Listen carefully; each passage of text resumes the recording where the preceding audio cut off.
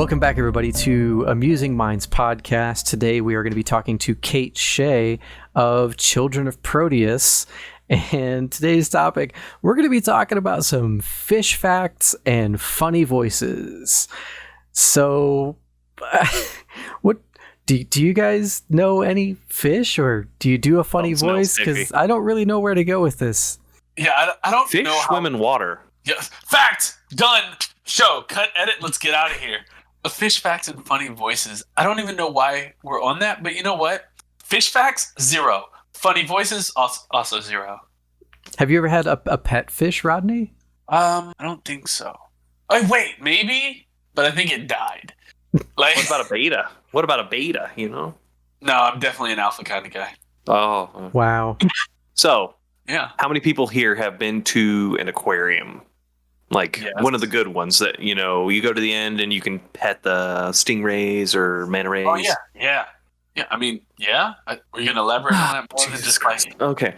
So, going to the aquarium was always great, but I always felt bad just for the fish in there to not be in their natural environment. And mine is actually thinking, hey, those environments now aren't probably good for those fish. It's like, this is probably the best thing for the fish because, you know, pollution and stuff. But I would say going to the aquarium was great because you could just see all these fish you normally wouldn't see in the ocean.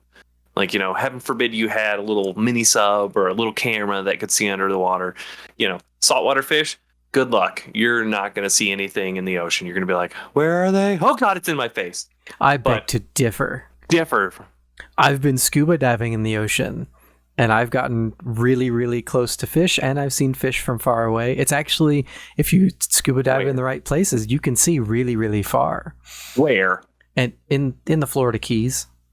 Yeah, the Keys. Yeah. The Keys. Yeah, you know. So it's all in the relative. reefs, the coral reefs, yeah.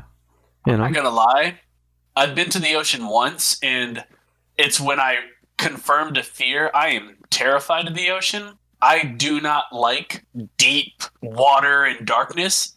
The idea, like, when I went to the ocean, I swam out to the point where there was nothing under me, and I couldn't touch bottom. And it was at that moment I realized how small I was, and I'm like, nope, not doing it. Big fish scare me because that's the only thing that can swallow me whole, and I don't want to be stuck in a dark, tight place. So yeah, no on the ocean.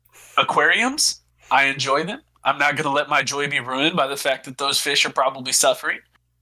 I'm just enjoying the fact that they're cool. Sorry. Be beautiful for my entertainment. So about those funny voices.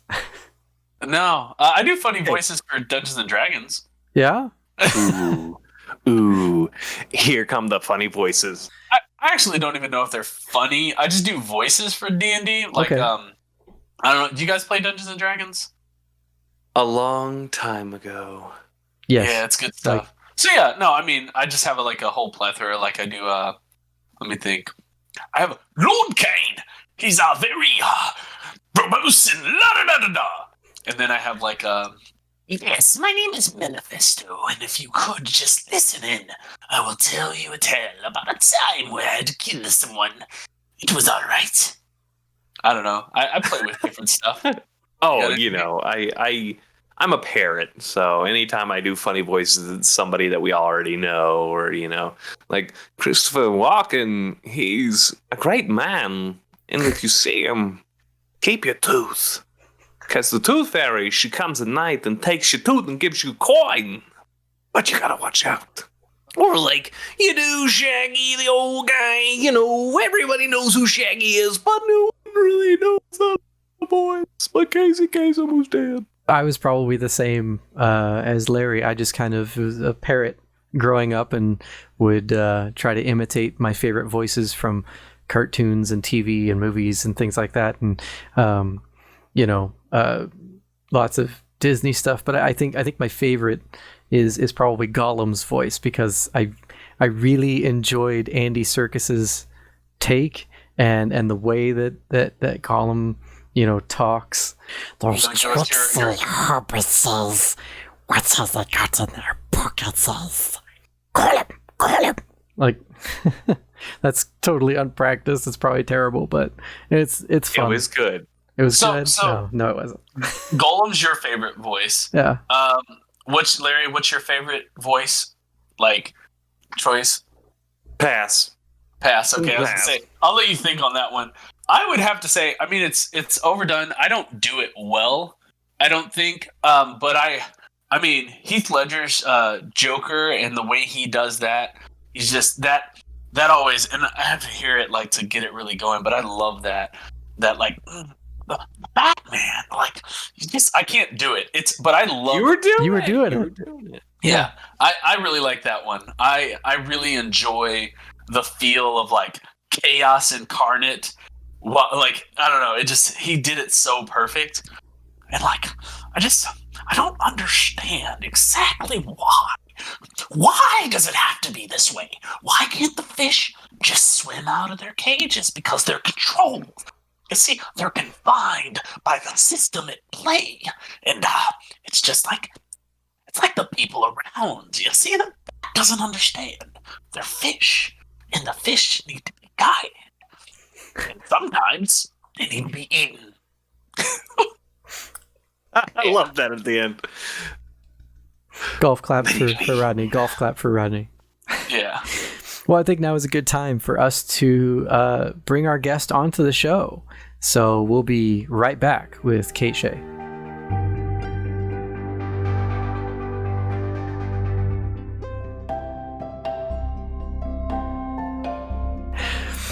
Welcome back, everybody. We have a special guest here today. It is Kate Shea of Children of Proteus. Hi, Kate. How are you doing? Hello, I'm doing good. Thank you for coming on the show. Really glad to have you. I have heard that you are a bit of a fishy aficionado. I like fish fakes. Yeah, I love fish. We were You're talking the a Forrest little. Gump of fish. You know, I might be. Wait, is there like a life is like a box of fish? You never know what you're gonna get. It's a net full of fish. Oh. Okay. Oh. Oh. You know, That's life is like the fish nets. It's either got thick girls with like thick goth girls in them, or it's got a bunch of fish. I might need to do some more fishing. They don't let me outside. so we were talking about fish, and Rodney's never had a pet fish before. I've had my parents had an aquarium. I have no idea what was in it. Me and Kristen had some betta fish that, like, as pets. I want to ask, what was your first pet fish? You've been to my house. You actually saw my fish. So I did grow up with fish. My mom had a Jack Dempsey that swam around the tank, and we got we constantly had fish as kids. But as an adult, we actually were helping rehabilitate some fish. I ended up taking in 2 koi fish, a suckerfish, and a goldfish that had all been kept together in a 20-gallon tank. And that's a really small tank. So I actually upgraded them to, I had a 70-gallon tank. I put them all in there. And they all grew exponentially because they were no longer sick. And we eventually rehomed the 2 koi fish soon after they starved the suckerfish to death. But we were left with just the goldfish, and the goldfish grew to be about 12 inches long. He was my big tubby boy. He was his name was Turd Burglar, because when we used to have other fish, he would come up to the other fish and burgle the turds out of their anuses and then swim away. So that was his name. He came with another name. I don't know what his actual original name was, but it very soon was like, that's his name is Turd Burglar. But yeah, no, I've owned fish pretty much my whole life. My dad was a high school art teacher throughout all of my adolescence, but in the summertime, he had a commercial fisher's license, and we would spend pretty much all of our time either out on the fishing boat or out in the clam flats during the summertime. So I had a lot of experience with fish growing up. Lots of fish. And now I make a living off making comic books about fish. That's pretty fun. You actually answered my follow-up question, which was going to be where did your interest in fish and sea life come from? And it sounds like it's just been around you your entire life. I didn't have a choice. It was entrapment. It came out about 2 or 3 years ago. My mom sent me a picture of the Valentine's Day card my mom sent my father on the year I was to be born. And it said she made like essentially this cryptid looking Valentine's Day card and said, "To the father of our unborn fish baby." And it's like she just took like a generic picture of a baby and had drawn a bunch of fish scales on it. And I was like, entrapment. It was planned.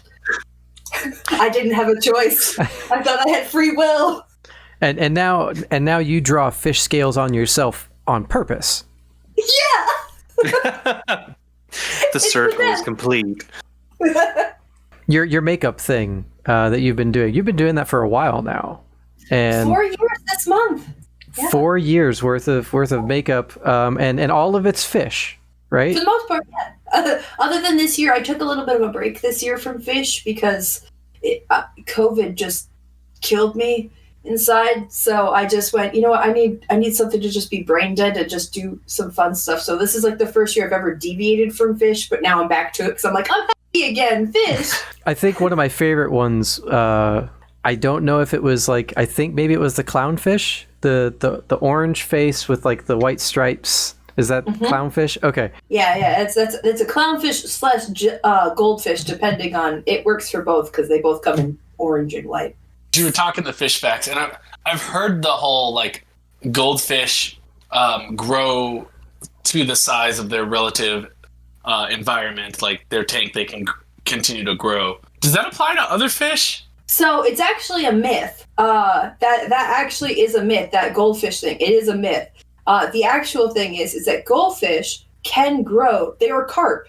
They can grow to the size of a carp. The thing is they usually just don't live that long, and their growth gets stunted by the bacteria in their tank. So they actually will stop growing because they were stunted growth-wise by the bacteria that builds up in their tank over time. But if given enough clean water and like kind of a good pH balances, they can grow to be the size of a regular carp. So that kind of applies to most fish. There are some fish that top out at like 3 inches. Like they won't get that much bigger. Like tetras won't ever get that big. They're tiny.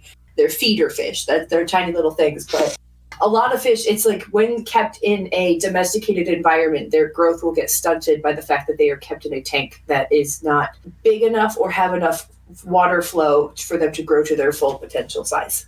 Cool. Sorry, I was really curious about that. We're talking about fish facts. Now I'm really interested in fish myths because apparently there's fish myths. There are a lot of fish myths. Jellyfish, are they really as dangerous as people say they are?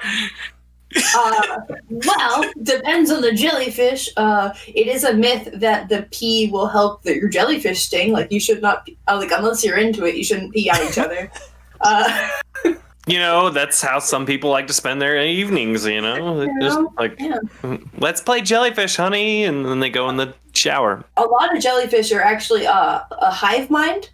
They're actually a collection of different organisms all together. They're called siphonophores, if I remember correctly. But they're a community of creatures that kind of jellify together into one entity. So... yeah, I know a lot of weird things about fish. But yeah, so like the man-o-war jellyfish are actually multiple organisms all together, and those are the ones with the really bad stings. Really? Yeah. So that weird balloon thing is what they all kind of conglomerate around. They build. They're a community. They're like a hive mind sort of, because they don't have brains. They're simple organisms. It's. Are they simple though? Ooh, simple but complex. Well, and see, that brings me to my question. So, you know, NASA has spent trillions, I'm sure, just to go see what that meteor, that comet looks like and what's in it, what's it made up of. Yet, we don't have enough resources dedicated to looking under the water and seeing what's down there. Yeah, we haven't reached the bottom. So I mean, it's pretty common fact that we've discovered about 4% of our oceans. And that's insane. I feel like the logic behind that is if there was anything in the ocean cool enough to actually bother us or cause us harm, by this time it would have already came out. So at that point, we need to go dig for the stuff that will hurt us. Like if we're not in danger from it, we don't care. Well, it's kind of one of those interesting things where no one has ever caught an alive gigantic squid. Like, so every so often you find one, they float to the surface when they die, but there's never been one seen underneath the water. Like, while it's still, like, or if it is up near the surface, it dies shortly after. They don't survive. So it's one of those things where the immense pressure that they live under, we can't get down to it, but they kind of, and think about how big they are and how much pressure they live under. And they, where they live, there could be huge things down there. Like the Goliath grouper who lives they live all over the place, but the Goliath grouper gets to the size, like maxes out the size of a Mini Cooper. They're huge. They're huge fish. So you have to think, and they don't live at super deep depths. So you have to think there's even bigger things farther down. And the things that they bring up to the surface, they don't hold their form because of how much pressure they survive under. And with environments changing, especially the ocean, with how much more water is going into it with things melting, how much they're going to adapt to new and changing pressures. And we could be seeing things coming to the surface and higher up. Yeah. That goes back to what I was saying pre-show. Ocean is a no-go.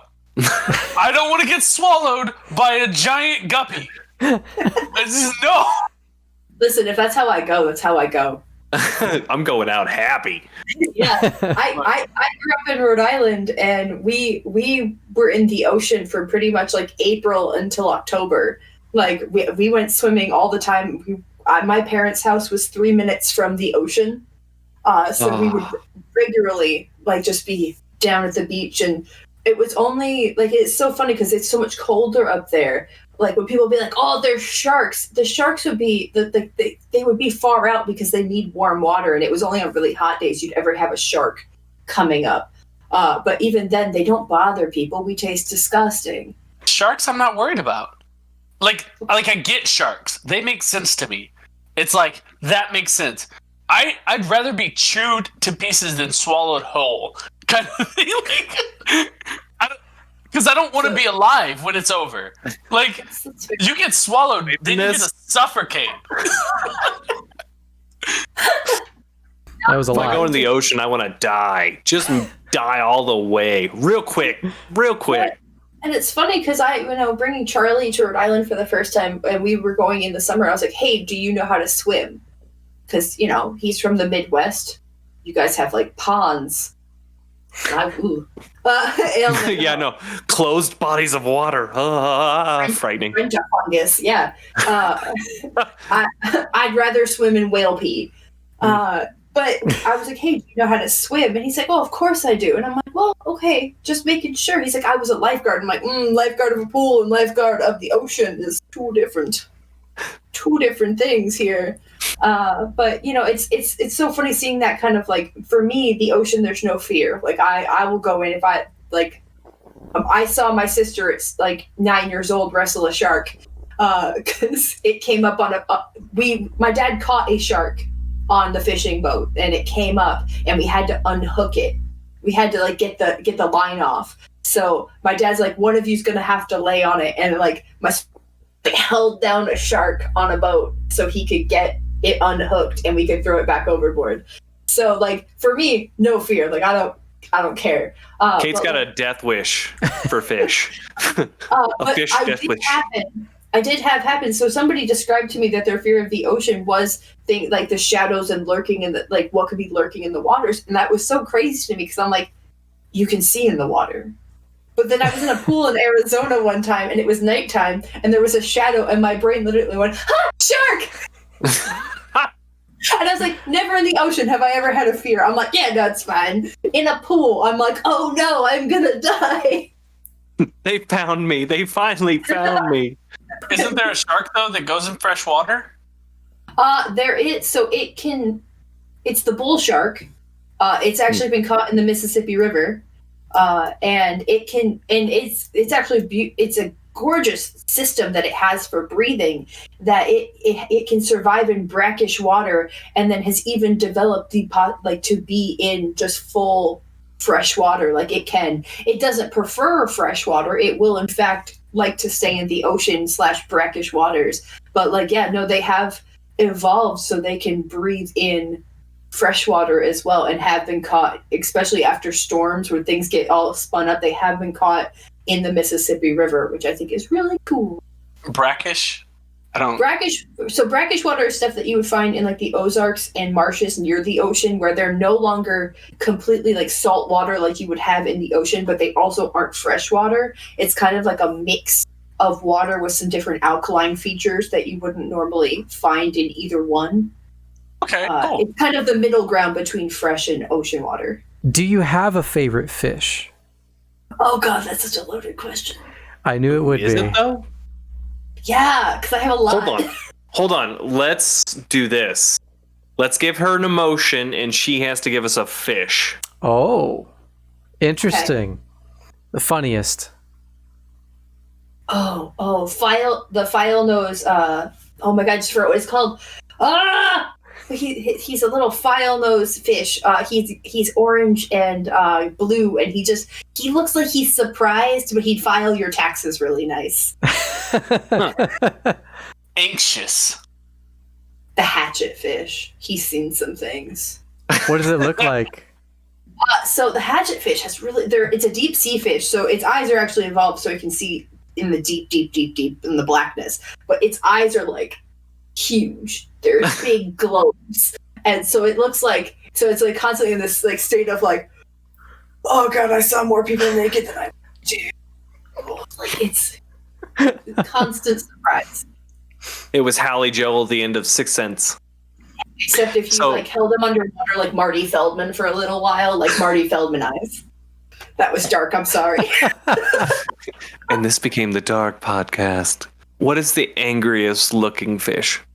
Angriest looking? Because I have a lot of feelings for the anglerfish, but angriest looking fish would be a viper fish. They are terrifying, as well as arapaima. No, it's not arapaima, but there is another fish that's very much like a vampire fish, where they have really long fang teeth, but their fangs actually shoot through their skull and out like right here in their eyes.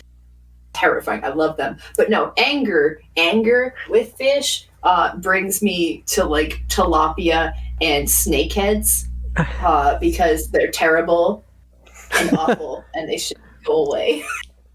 Wow, it's like I'd never heard tilapia described like that, but all right, okay. So wait. What's the deal with the tilapia? Tilapia will kill you. So tilapia.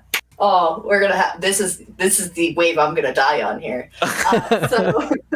So tilapia is a cichlid. It's a cichlid fish. It is a pet store fish that has been genetically engineered to have the best DNA of freshwater and saltwater fish in it, and then farmed to become a fish for people to eat.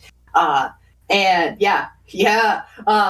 now what happened? So after years and years and years of them having these big ponds of just like overfilling these fish, that they farm from, and there's plenty of things wrong with that farming fish in general. God, you're gonna get cancer.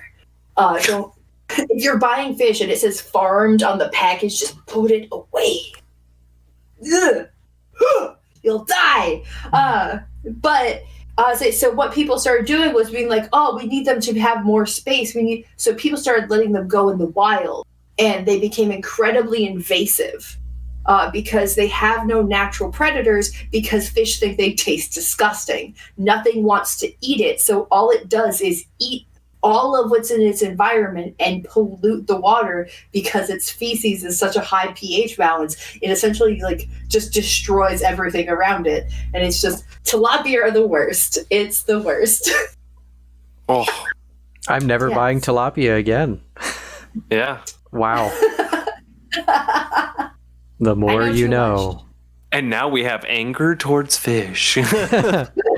First we were loving fish, and now we have a fish we hate. We're just covering the emotional spectrum for fish.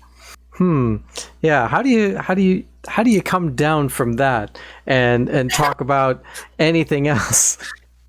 Because I actually really wanted to mention that in kind of talking ahead of the podcast, that you said that you like fish, but you also like funny voices. What are these funny voices that you do, and where did they come from? What's the deal with these funny voices?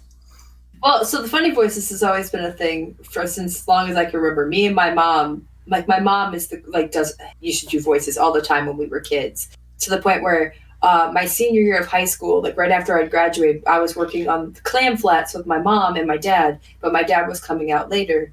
And there's tons of tourists, and we're trying to keep the tourists away from where we're working. And we're like, how do we do that? So we went with, let's just weird them out as much as we can. So we created these personas of Clementina and Clayt, German tourists. And we would hike up our like swimsuits and shorts as high as they would go, and like be like, oh, we have to do the stretches. And we had big plungers on like these huge poles, and like would just like stretch and just be big and boisterous. So people are like, oh, give them a wide berth. That was, and you know, from years of watching cartoons and all kinds of stuff, like obviously I've picked up so many other just kind of fun voices.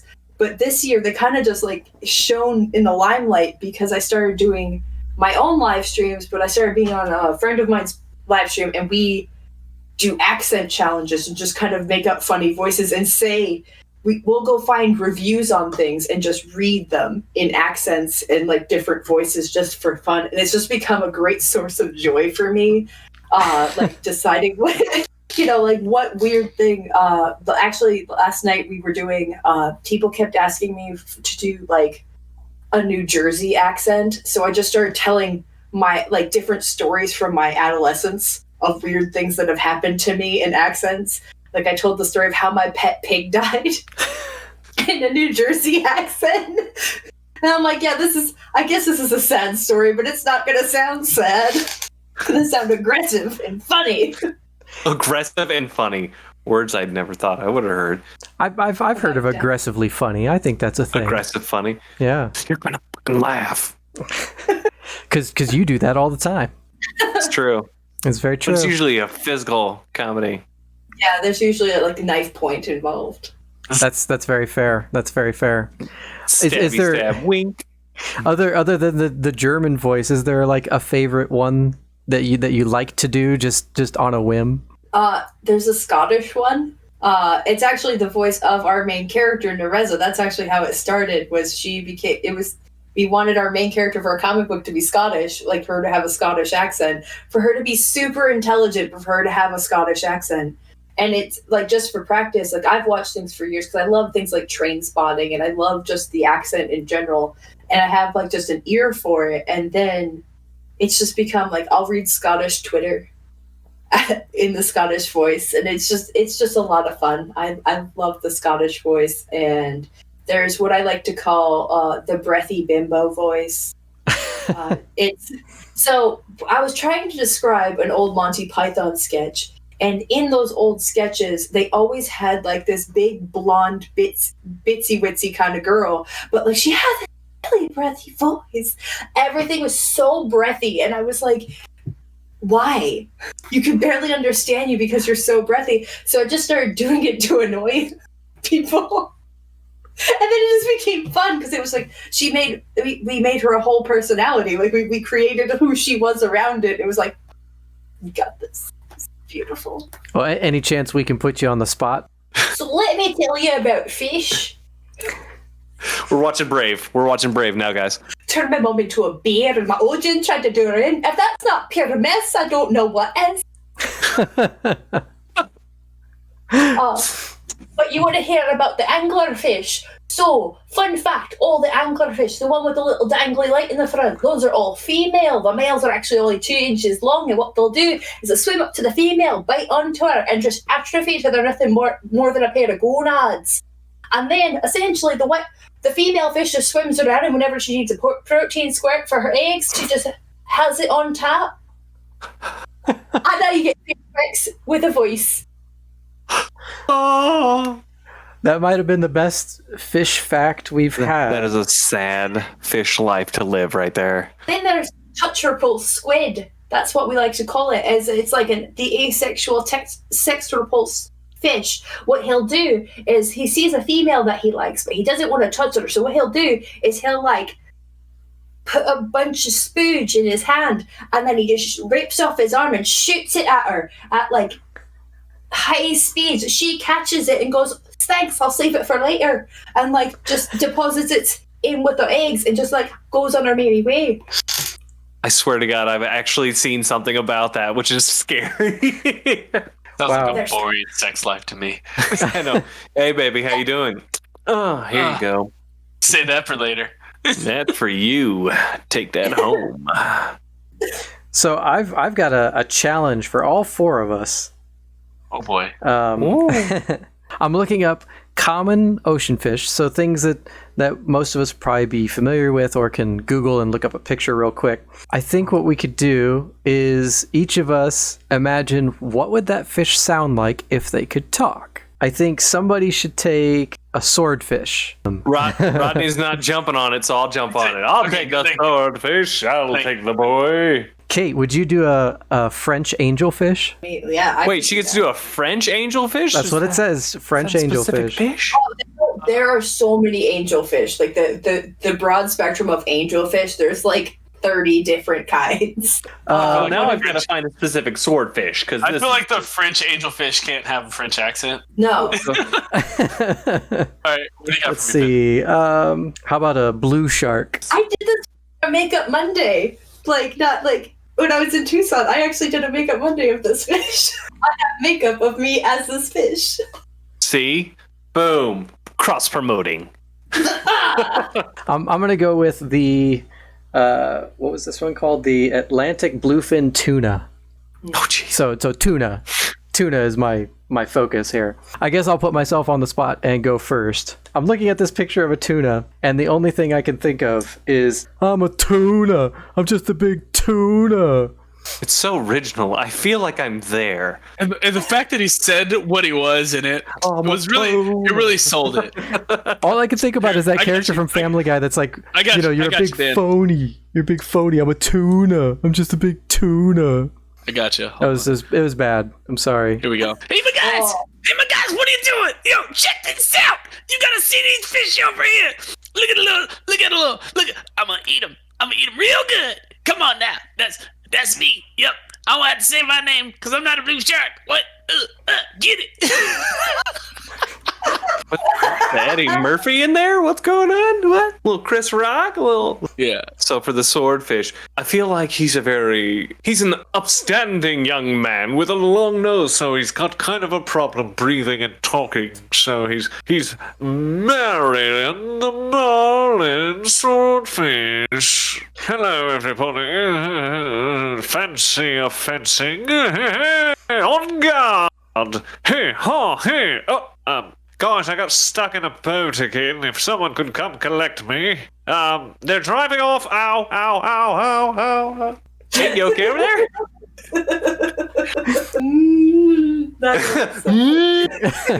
That lets you know it's a good soup. We're talking about the ocean being the good soup, right?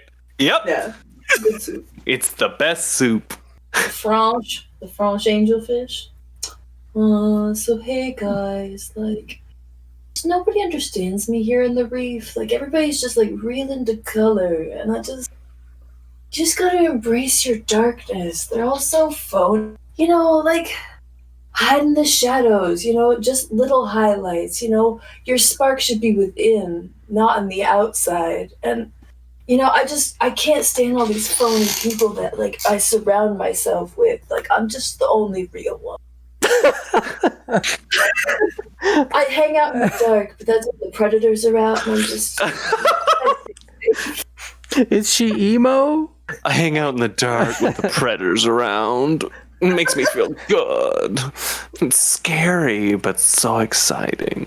They do kind of have that full scene kid look, like where they're like, pitch black, but there's like they have like super bright, like highlighted, like neon eye shadow. Like it's like, yeah, no, it's like they're like, oh yeah, no, my like it's me on the inside that matters. That's where all my color is, and it's oh. Yeah, that's emo. That is emo if I've ever. That looks like some techno stuff, techno emo, Okay. Ooh, actually, interesting question. All right, it's kind of fish related, but it's not. It is. So we drew the comparison.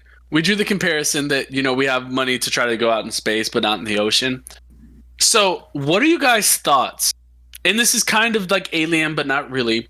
Do you think there's potential for like life in this void that is space? So, like, hear me out. Space whales. Not really, though, but like a creature on that level. Something that maneuvers through the void of space that is what we would consider living entity. Futurama. Yeah. Oh, God, yes. Space whales. Yeah. Well, Star Trek, geez. I mean, but like, so fish person. You're saying like a creature that survives off vacuum? Survives within the vacuum of space. Yeah, so vacuum, like yeah. Okay. So that requires.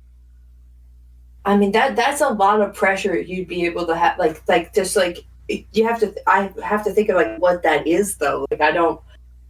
What is the vacuum of space? What is it made up of? Because obviously it's not oxygen. So check this out. Like, here's my theory. If there is a creature, my theory is if there is a creature, it's actually not along the lines of space whale. I would think it would be more likely to be a crustacean, because anything, like anything that's made of like meat or flesh, expansion would screw it up. But if it's a crustacean, it's and it has that hard body, the internals don't matter so much. It would allow it to stay together, and then it would also allow it to have the defenses from things in space that possibly could hit it, depending on the thickness of the shell. Yeah, crabs have stayed crabs for their entire lives, their entire life cycle of evolution. They have stayed crab. They chose to stay crab. Obviously, perfect body. Now they know why. Right. Crab people. Right. So, and that's the thing. Like crabs, isn't there like God multiple... will come back. So there are multiple evolutionary paths of crab, more so than anything else. Correct? Like there's a lot of creatures that essentially evolution directed them to crab form. Yes. So yeah. I mean, pretty much any invertebrate that's crab.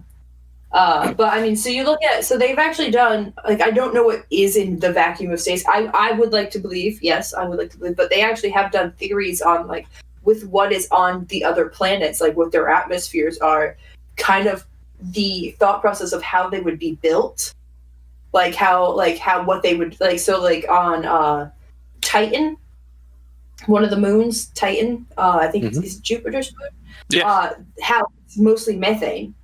It's a methane-based planet, so if there were methane-based creatures, what would they kind of look like? And essentially, they would be dwarves. They would be like, but it's so cold, so like they would be shorter to the ground because the gravity's so dense, and they'd be able to breathe methane, but they'd also, it's so cold, they would have fur. So essentially, there could be Ewoks on Titan. Wow. Breaking news. There are Ewoks on Titan. We need to get Ewoks there. on Titan? Tune in at 6 to find out. But yeah, the scientists have kind of like theorized with the different all the different planets in our system that could hold life. What kind of life would they likely have? Like if it, because I imagine if there is another planet out there looking at like our planet from galaxies away, going like, that blue marble. Well, it's mostly water, so it's probably all aquatic-based creatures on it. Where they're not incorrect, but us looking at like water-based planets, thinking like, oh yeah, there's some sort of fish life or something like that. Like it's logical to think that all planets have some sort of, are capable in some way of holding some source of life. But the vacuum, I don't know what the vacuum's made out of, because I mean, if it's What is the air? What is air in the vacuum? I actually listened about this on Star Talk with Neil deGrasse Tyson about this very subject. So in the vacuum of space, there's nothing, as he wrote in his book, but the something that is out there is so sparse and so, there's so much distance in between single molecules that it might as well be nothing, but there is something in space wherever you go. There's just really long distances between things, and it's like individual molecules just here and there in the vacuum of space. So an organism living in the vacuum of space would probably have a really hard time with propulsion and movement, because there needs to be some kind of chemical reaction to make that happen. And us other organisms, we're all just made up of chemical reactions, right? So they're just a bunch of water babies. So hear me out, dude. Hear me out. Okay, you got this space crab, right? Now the innards of the space crab form its own like little ecosystem. It's like a larger crab-sized creature has an inner ecosystem that has biodiversity. And some of that biodiversity creates gaseous effects, right? So the creature feeds off of the small, like slowly as it drifts through space, it feeds off whatever goes into, like, it comes in contact with. It puts it into that system. The stuff that's inside the creature converts that to a gaseous form. Out the back end, propulsion. I mean, that kind of makes sense. I think giant farting space crab. Yeah. I think it would be more possible if it was like giant farting space crabs within like a nebula or something where there's a lot more material, but not necessarily a planet. Okay, so hold on. Question for the fish person: how long can crabs survive without food? Without food? What's their like time frame that we know of? What's like the longest that one could like sustain life? Crabs are pretty active. That's the thing. Is it like so? A lot. But what if it wasn't? I don't know. I'd imagine probably around a week. But if we're so here's a fish fact. So lobsters are, for all intensive purposes, immortal. How lobsters work now, this does come with great risk. But they are all intensive purposes, they are immortal. So what they do is that when their crab gets too tight, they actually rip it off and grow a new one to be able to kind of expand. But that's when they're most vulnerable. Like they have to like hide away. And now a lot of fish that if they do crabs, everything, if they tend to their young, if they're ones that watch over their eggs, they can go without food for months. But it depends on the species. It's one of those. But the thing is, they go without for months, and then they die soon after the babies hatch. Their final purpose in life is procreation and protecting their new formed young. What if that's where the term mothership came from? Space crabs. Oh God. Space crabs. Giant farting space crabs. That's the real aliens.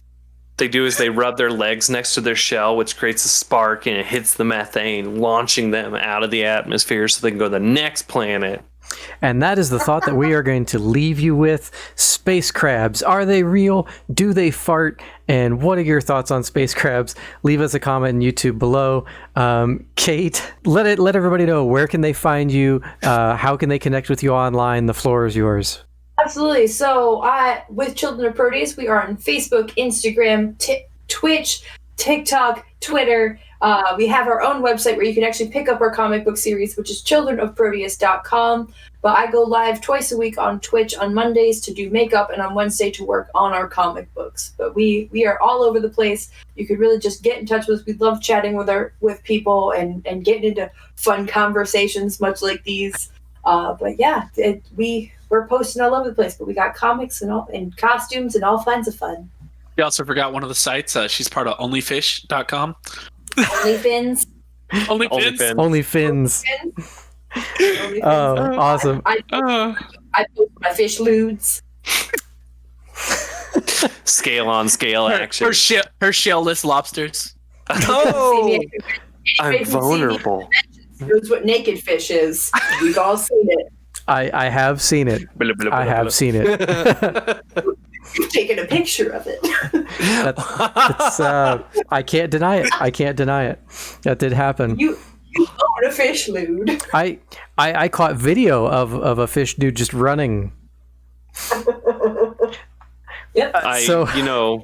For the people who are just listening to this, Oh my god. you're welcome. Yeah. So again, thank you, Kate, so much for joining our podcast. We really enjoyed having you on. I hope that you come back and see us sometime and talk to us again. We will be right back after this break for our final thoughts. Stick around for some more podcast.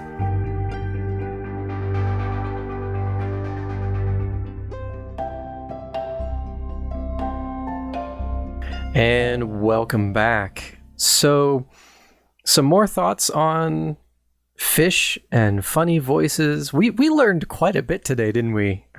Yes. There was so much to unpack here, but I think basically we could sum it up as that fish are really interesting. There's a lot of interesting fish facts out there. We learned that that jellyfish are not just one thing. It's a hive mind of little things that all live together, even though we look at it as one thing. They don't really think. And they don't really think on their own. And we learned that there is only one ocean, and that we just call it different things for almost no reason. And we also, and I know that there's some debate about that, but I think basically there's one ocean. Basically, we also learned what some fish might sound like if they could talk, and then there was also this little talk about adulthood, and when we realized that adulthood happens, and let me just say, basically growing up sucks. But fish and funny voices are a lot of fun. Yeah. I mean, I think that really actually kind of encompasses it. We really need to learn and remember to enjoy the silly and fun things in life. And I think we should really remember that sometimes we think we know things and we don't. And that both touches on fish facts as well as things in adulthood. Sometimes when we're growing up, we think that one thing is a certain way, and it takes us to open up our eyes and really see it for what it is. The ocean is soup, and that's really important. But no, I think we did really learn a lot today, and I really think that if you take some time and you really think about it, there's probably something as a kid you didn't realize was as real as it was as an adult, or vice versa. I don't know what I'm saying there. No, I agree with that. That was really Rodney. That was really Rodney of you. It was indeed. But the literal takeaway here, it's something very simple. It's what we've all said. The ocean is one big ocean. Boom. And crustacean space aliens could exist. Yes, Rodney. Exactly. But in the literal prospect of things, going back to what actually Kate said, sometimes our parents and our family will kind of force us into things that as a kid growing up we maybe think but then in the end they're really important because they're important to our loved ones and important to our friends and family in the world, even if we don't know it. So we need to keep track of our ocean and care for it the best way we can. Well, except for ponds, as Kate said. But that's all it literally was. And we need to explore deeper. We need to go deeper. Okay, I think that's a good place to wrap up this episode of Amusing Minds podcast. This is Ben, Larry, and Rodney. Thanks for joining us. If you want to interact with us more, you can find us on YouTube and leave a comment and subscribe. You can visit our Facebook and like our page and follow our content there. And you can also go to anchor.fm to find our podcast and leave us a voice message. And you're going to want to stick around for the next episode. We're going to have Travis Buck on the show, and he's going to tell us some really weird things about history. So if you like history and you like weird things, tune in next time. Thanks for listening.